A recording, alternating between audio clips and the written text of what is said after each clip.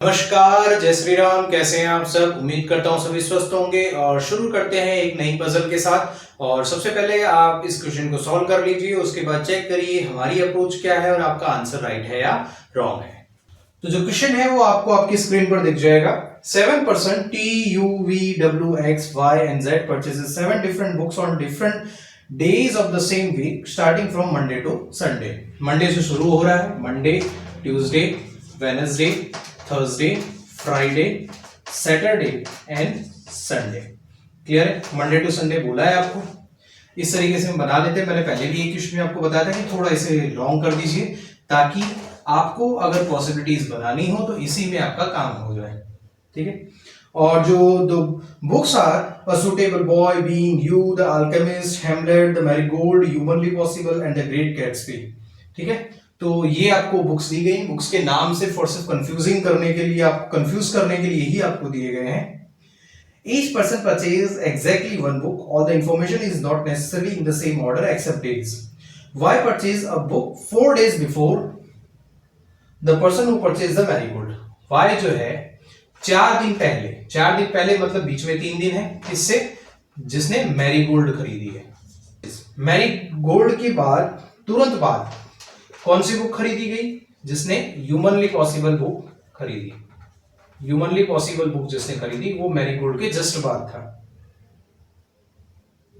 The marigold was purchased. As many person purchase a book before the day humanly possible was purchased as the after alchemist. Humanly possible के पहले जितने लोग ने book purchase करी उतने ही लोगों ने अल्केमिस्ट के बाद बुक परचेज करी। अल्केमिस्ट के बाद बुक परचेज करी।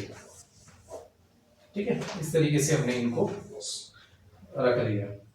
There are 2 days between the day on which the alchemist was purchased and you purchased the book. You और alchemist के बीच में 2 लोग ने बुक परचेज करी। The alchemist was Z purchased a book immediately after you. You के immediate after कौन है? Z. The alchemist was purchased and you purchased a book. Z purchased a book immediately after you and 3 days after the day on which the Hamlet was purchased.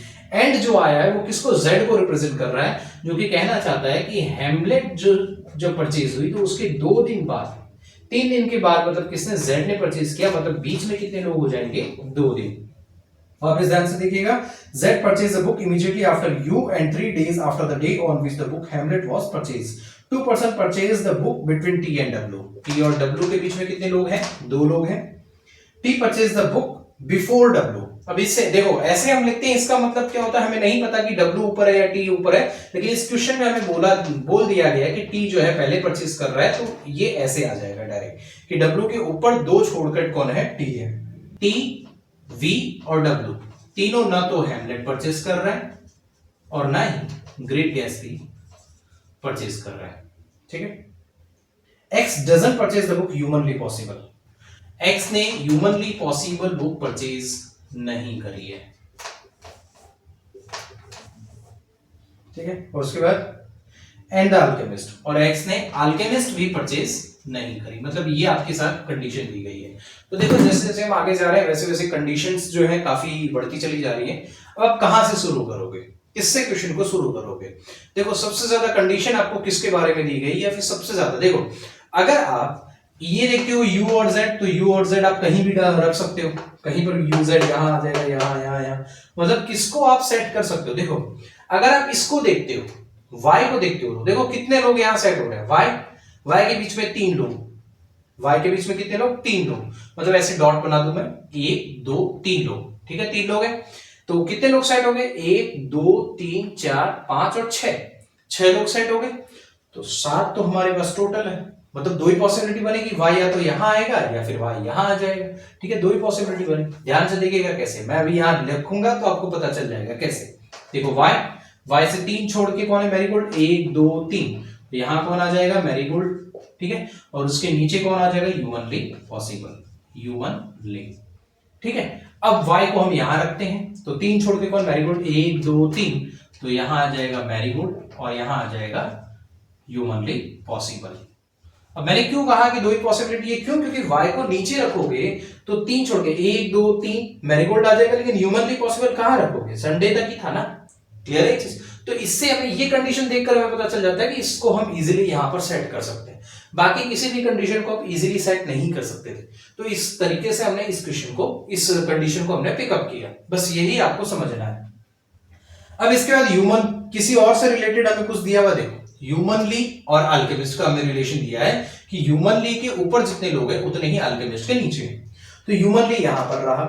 देखो इसको दो तरीके से कर सकते हैं कि ह्यूमनली के ऊपर चेक कर लो कितने लोग हैं, 1 2 3 4 5, 5 है। तो अल्केमिस्ट के नीचे कितने होने चाहिए? 5। तो 1 2 3 4 5, तो अल्केमिस्ट आपका यहां आ जाएगा। या फिर दूसरा तरीका क्या होता है, उल्टा देख लो, ह्यूमनली के नीचे कितने? 1, तो अल्केमिस्ट के ऊपर कितने हो जाएंगे? 1। वही तो कंडीशन आएगी ना, बात तो वही रहेगी भाई, इसके ऊपर और इसके नीचे देखना है तो इसके नीचे और इसके ऊपर भी तो लिख लो, वही तो बराबर आएगा। क्लियर है ये चीज? ठीक है, तो ऐसा ही इसमें देख लेते हैं, ह्यूमनली के नीचे कोई नहीं है तो अल्केमिस्ट के ऊपर कोई नहीं होगा। ठीक है, वैसे देखना चाहते हो तो ह्यूमनली के ऊपर कितने? 1 2 3 4 5 6, अल्केमिस्ट के नीचे कितने हो जाएंगे? 1 2 3 4 5 6। ठीक है, आगे मतलब ये दो कंडीशन हमारी सॉल्व हो गई। ऐसा हम तभी कट करते हैं जब दोनों पॉसिबिलिटीज में हम उसे सॉल्व कर लेते हैं। अब क्या बोला है, अल्केमिस्ट से 2 छोड़कर कौन है? यू। तो अल्केमिस्ट यहाँ ऊपर तो पॉसिबल है, तो 1 2 यहां पर आ जाएगा यू, यहां पर अल्केमिस्ट 1 2 यहां यू आ गया। ठीक है, यू के जस्ट नीचे कौन है? जेड। यू के जस्ट नीचे कौन है? जेड। जेड से ऊपर की तरफ 2 छोड़कर कौन है? हैमलेट। तो 1 2 यहां पर आ जाएगा हैमलेट, 1 2 यहां पर आ जाएगा हैमलेट। ठीक है, मतलब ये कंडीशन हो गई, ये कंडीशन हो गई, ये कंडीशन हो गई। ठीक है, अब टी और डब्ल्यू की कंडीशन बची है कि टी और डब्ल्यू के बीच में 2 जन का गैप है। तो टी को यहां रखोगे तो 1 2 डब्ल्यू यहां पॉसिबल नहीं है, टी को यहां रखोगे तो 1 2 डब्ल्यू यहां पॉसिबल नहीं है। टी को मतलब एक ही पॉसिबिलिटी बनी टी की, टी और डब्ल्यू। सिमिलरली यहां देखोगे, टी को यहां रखोगे 1 2 डब्ल्यू नहीं आ सकता, टी को यहां रखोगे 1 2 डब्ल्यू आ सकता है, टी को यहां रखोगे नीचे जगह ही नहीं है, तो मतलब टी की ये पॉसिबिलिटी ही बची। ठीक है, ये कंडीशन कंप्लीट हो गई। अब आप देखो ये भी हो गया। अब क्या बचा? ये 2 चीजें बची। ठीक है, टी वी और डब्ल्यू। तो देखो टी वी, टी आ गया, डब्ल्यू आ गया, वी। वी कहां पर आएगा पहले और देख लेते, एक और पर्सन कौन बचा हुआ है। देखो अब देखो कैसे डिसाइड करोगे, सब कुछ तो हो गया, अब कैसे कंप्लीट होगा ये। देखो एक्स क्या बोला है, मैं तो ह्यूमनली पर आ सकता ना अल्केमिस्ट पर आ सकता, मतलब 2 ही जन बचे हैं, वी और एक्स। वी और एक्स बचे हुए हैं और यहां पर 2 पॉसिबिलिटीज, 2 जगह बची हुई है। तो अल्केमिस्ट पे एक्स नहीं आ सकता, तो यहां पर हैमलेट पर एक्स आ जाएगा, तो बचा वी आपका यहां आ जाएगा। इसी तरीके से इसमें देखो कि 2 वी और एक्स बचे हुए थे, अल्केमिस्ट पर तो एक्स आ नहीं सकता, तो एक्स कहां आ जाएगा? यहां पर आ जाएगा। लेकिन हमें दिया था कि एक्स ह्यूमनली पर भी नहीं आ सकता, तो एक्स इन दोनों ही पोजीशन पर नहीं आ सकता, तो उसके अलावा तो एक्स के लिए कोई जगह ही खाली नहीं है, मतलब ये कंडीशन आपकी क्या हो गई, या फिर ये पॉसिबिलिटी क्या हो गई? गलत हो गई। अब बाकी कैसे डिसाइड करोगे? देखो टी वी डब्ल्यू, न तो हेमलेट न ग्रेट गैट्सबी, टी ये रहा, डब्ल्यू ये रहा। ठीक है, हेमलेट आपका ऑलरेडी आ चुका है, तो ग्रेट गैट्सबी बचा। ठीक है, तो न तो वो ग्रेट गैट्सबी टी पर आ सकता है, न डब्ल्यू पर आ सकता, तो बचा वाई, तो यहां आ जाएगा ग्रेट गैट्सबी। क्लियर, ये हो गया। अब इसके बाद क्या बचा? टी की हमने एक कंडीशन हम लिखना भूल गए थे कि टी ने जो ब्रिंग नहीं किया है बीइंग यू, बीइंग यू जो है वो टी ने नहीं किया है, तो टी की जो टी यहां बीइंग यू नहीं परचेस करेगा, तो यहां बीइंग यू जो है वो आपका यहां आ जाएगा और बाकी जो बचा है वो टी पर आ जाएगा। कौन बचा?